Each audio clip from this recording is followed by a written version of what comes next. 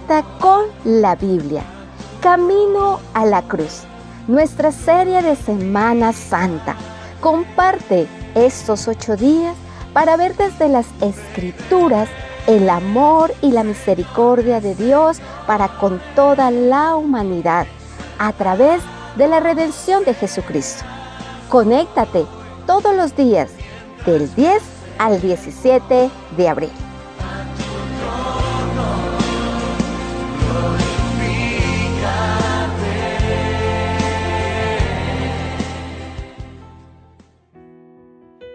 Bendiciones.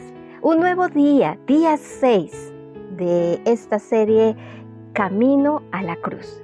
Y hoy estaremos meditando en el camino para ser aceptados. Y por esto vamos a ir a la cita de Mateo, capítulo 27, del versículo 45 al 51. Y dice de la siguiente manera la Escritura: y desde la hora sexta hubo tinieblas sobre toda la tierra hasta la hora novena.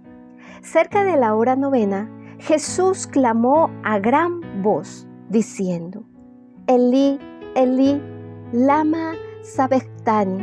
Esto es: Dios mío, ¿por qué me has desamparado? Algunos de los que estaban allí decían al oírlo: a Elías llama este. Y al instante, corriendo uno de ellos, tomó una esponja y la empapó de vinagre, y poniéndola en una caña le dio a beber. Pero los otros decían: deja, veamos si viene Elías a librarle. Mas Jesús, habiendo otra vez clamado a gran voz, entregó el Espíritu. Y he aquí el velo del templo se rasgó en dos, de arriba abajo, y la tierra tembló, y las rocas se partieron. Esta es la escena de aquella entrega por completo de Jesús, aquella entrega en la cual abre paso a la aceptación de nuestra vida delante de Dios. Cuando nosotros vemos el Evangelio de Juan en el capítulo 1, él empieza hablándonos de Jesús como la luz del mundo, la luz que traía esperanza y vida. Pero ahora en el Evangelio de Mateo lo vemos colgado de la cruz, mientras está agonizando por su vida. Vemos que la luz se apaga y la tierra se ve conquistada por una terrible oscuridad. Pues lo impensable sucede. Jesús, el gran maestro, quien había dado unas grandes enseñanzas acerca del reino, quien había manifestado su poder sobre las tinieblas y aún sobre aquellos milagros imposibles para el ser humano. Ahora estaba colgado en una cruz y ni siquiera él intentó defenderse. ¿Qué estaba sucediendo? ¿Tú te imaginas a sus discípulos, a su mamá y a todos aquellos que sabían que su poder era infinito? ¿Te imaginas lo que debían pensar aquellos que habían contemplado la resurrección de Lázaro por la autoridad de la voz de Jesús? ¿Cómo podía ser? ¿Por qué no se defendía este Jesús? Pues vemos que había un plan diferente.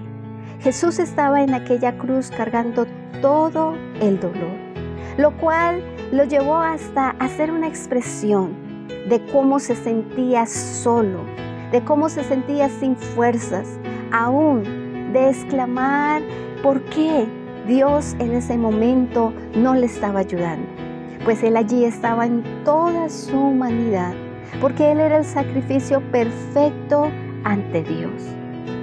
¿Has pensado qué significa que después de que Jesús clama, los demás que estaban allí contemplando estaban deseosos de ver qué iba a pasar? Quizás ese Jesús se iba a levantar con poder, o quizás ese Jesús, ¿qué iba a hacer allí? Pues lo que sucedió es lo impensable. Jesús clama nuevamente a una gran voz y entrega su espíritu. Muere en aquel mismo momento. Decepcionante, quizás, pues ¿cómo había sucedido esto? Quizás aquellos que no creían en ese Jesús confirmaban en sus corazones que había sido un hombre más. Pero viene lo impensable. El velo se rasgó. ¿Qué puede significar esta expresión de que el velo se rasgó? Lo que significa es la entrega absoluta de Jesús, aún hasta la muerte.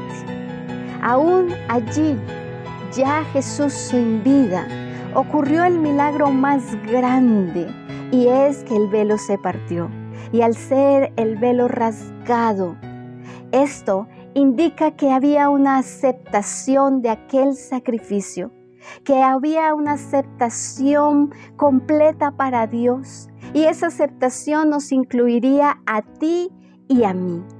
Pues este velo se rasga para darnos la bienvenida.